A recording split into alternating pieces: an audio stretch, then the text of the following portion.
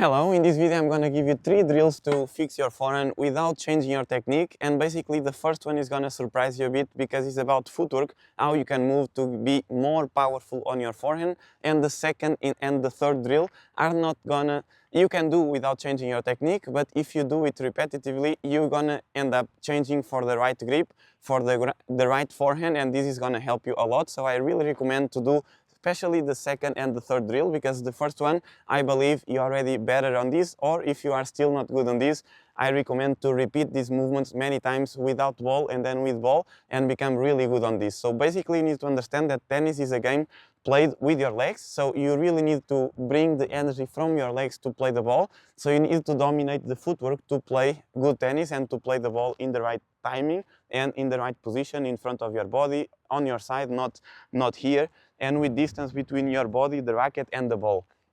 You have 3 basic footworks that are going to help you to be more powerful and to be more aggressive and more comfortable on your forehand. The first one is of course you need to start with a split step, right? Here on your toes, not with flat foot, but the base is large here.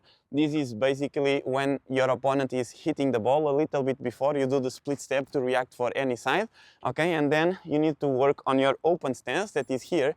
I'm not going to go in detail because you have more videos about this, but I'm going to give you one example, then you can watch another videos or just watch again in this video. So split step, 1 here, 2, 3, power in this leg, and then you play, okay? And then 1, 2, split step. This is the first footwork that you need to focus, okay? If you are more intermediate, because you know, if you start to play tennis, you need to be sideways, and I don't recommend open stance if you are beginner. If you are beginner, even if you go to the side, play the ball lower, hip height or a little bit above, and you need to play in this footwork. This is one footwork that if you are intermediate you can do. If you move forward, you need to do 1, 2, double step, 1, 2, and then you recover. Here notice that you move forward because you need to move forward. You move this leg because you move forward, so you play, and to finish the shot, usually this foot goes up and then naturally you're gonna fall, and then you recover and you finish with a split step. Sorry, I'm still not good, so my voice also is not normal still, but I hope you can understand and can help you with this video. So basically I was saying that every shot starts and finishes with a split step, so you need always to start, play and recover and finish here, because this is a cycle.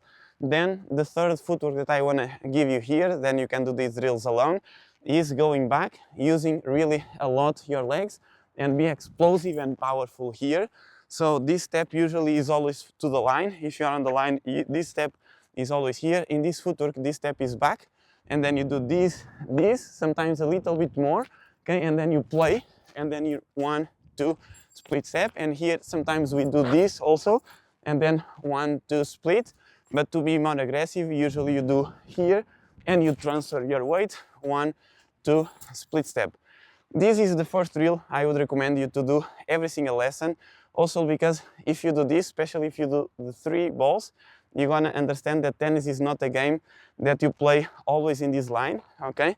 You need to always play taking time here. If the ball is shorter, recover, moving to the side, understanding that if the ball is pushing you back, you really need to go, but then you need to recover and get your position back again, because you cannot play from that area of the court all the time, otherwise you're gonna lose, unless you are really strong physically and you have a really good game here, as I do. Actually, I really play in this area of the court, but now with more years of tennis and more experience, I like to approach sometimes and to be inside of the court if I have a chance to be.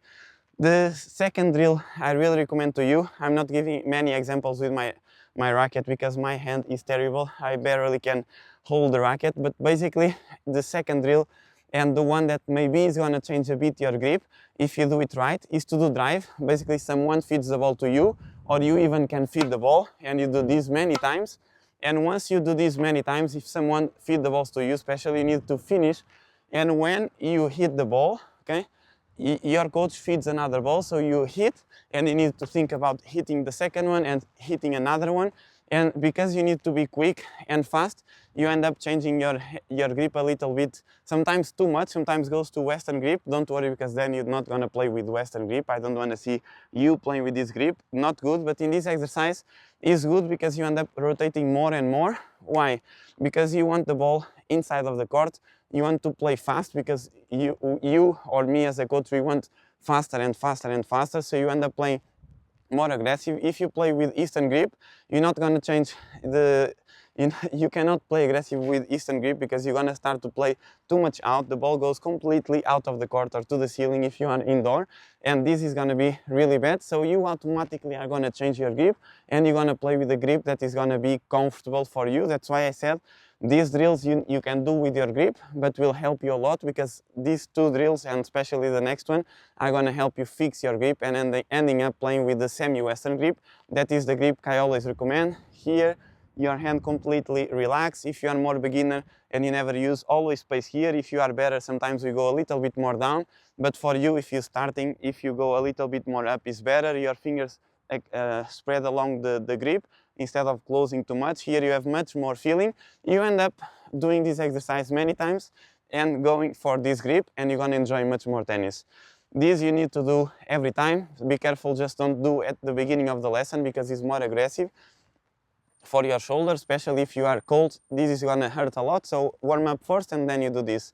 The third drill is one of my favorites. So basically I'm gonna give you two options for the third drill. One is to play the ball when the ball is lower, someone feeds the ball lower to you, you need to go low and play. Basically the head of the racket needs to go below the level of the ball, even like that exercise that you just put the ball here and you just play. This is also a really good exercise. So basically you do semi-Western grip, you put your grip here, you feed the ball or someone feeds the ball to you, and you just play and finish. This exercise is really, really good.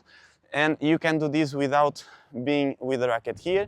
You can just basically start here, go low, and when you have the racket here, you accelerate. This is gonna help you a lot. And another variation for this exercise is someone doing slice to you. So basically they slice the ball to you, and you always play with your forehand, because if you always play when someone is slicing to you, you cannot play the ball back and be aggressive or on that ball, or at least play heavy, if you don't have a semi-Western grip and if you don't use your legs a lot. So in that exercise, you are working your legs and your technique at the same time, because you need to be low to play that ball back. You need to be balanced, you need to play and stay low, and at the same time you need to accelerate a lot the head of the racket to play the ball back, to play deep, and to do the right movement that I always recommend, that is to play and to finish with the racket in this area of the court. If someone does slice to you, and if you play and you finish here, is much easier. I'm gonna give an example with ball. So as I was saying, if someone slices to you and you just play, stay and finish with the racket here in this area of the court, you're gonna play much better. You're gonna play with much more top spin, okay? And here the secret is to have the head of the racket facing down, below the level of the ball, this position here, and then you play and you close the head of the racket here, this immediately. Instead of opening or instead of playing 1 second ball here, you play and you close. You see the angle of the racket, almost you can put the ball here, and then when you finish, you completely relax your hand like this. This is gonna help you a lot, and I believe these 3 exercises, these 3 drills, I give you even some variations inside of these exercises to do with your coach, to do alone with your friends, are gonna help you a lot, improve your forehand. And basically this is simple. Again, just work until this works for you. As I mentioned many times, if you never quit, you end up winning in tennis or in life. So I really recommend to do it until you get the movement and never give up. I don't like when you comment, oh, I'm gonna try this. I mean, I like that you're gonna try, but at the same time, I don't like I'm gonna try this, because if you just gonna try, you're not gonna do it. You need to believe in your coach. In this case, if you are watching me, you need to believe. Otherwise, I really recommend to watch another coach, to watch another methodology, and to work, to go to the court and think, okay, I'm going to do this until I really get the feeling, until I become good, and then you can message me saying, okay, I tried as many times as you need, and now it's working, and now I'm having so much more fun. So I hope you enjoyed this video. If you have any questions, let me know here in the comments, and I'll see you in the next one. Thank you.